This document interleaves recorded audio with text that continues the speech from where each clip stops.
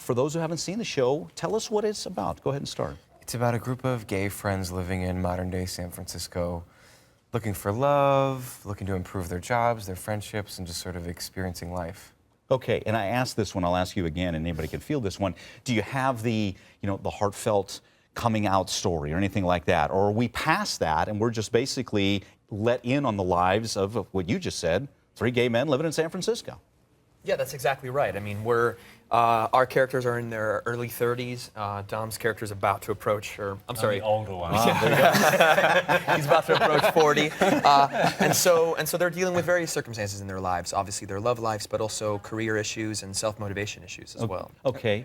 Jump in. And there are issues that, anybody in their 30s and 40s are going through. These characters happen to be gay, but, the stories have a kind of a universality to them that, we think and hope that a lot of people can relate to. Well, and talk about that. I mean, to let an audience in on the challenges of being gay, whether it be San Francisco or any city, that's new ground here. What are the meetings like to decide what issues are going to be dealt with? And I'll start with you, and everybody can weigh in on that one.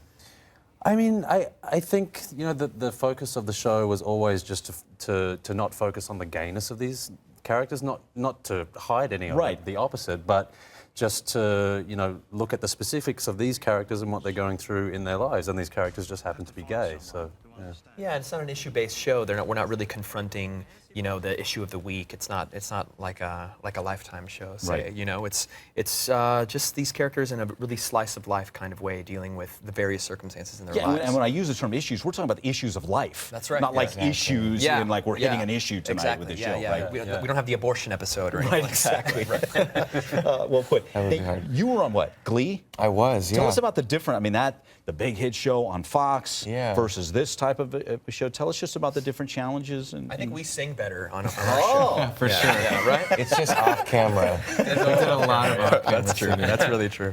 I think one of the cool things about Looking that's different from Glee is that it feels, Glee is very stylized and very heightened. And this show, it's like you just dropped a camera into a room with friends living in San Francisco, and it's very sort of real life and very naturalistic. Our director's name is Andrew Haig, and he directed a movie called Weekend that did really well a couple of years ago, and it's got that sort of sensibility. You read different articles about the show, and it's the gay version of Girls or a gay version of Seinfeld, and people are looking to make those kind of comparisons.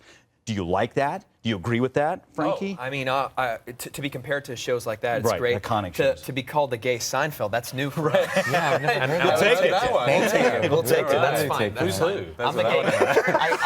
Can I be the gay Kramer? I mean, I'll take it. Oh my God, yeah. Can I be Who's George? The gay. You know what? You might be George. I might be George. You're not happy about that, are you? Okay, I love him. I love me some Jason Alexander. I mean, to be compared to those shows is ultimately really flattering, but once you watch the show, you'll see tonally it's very different than those shows.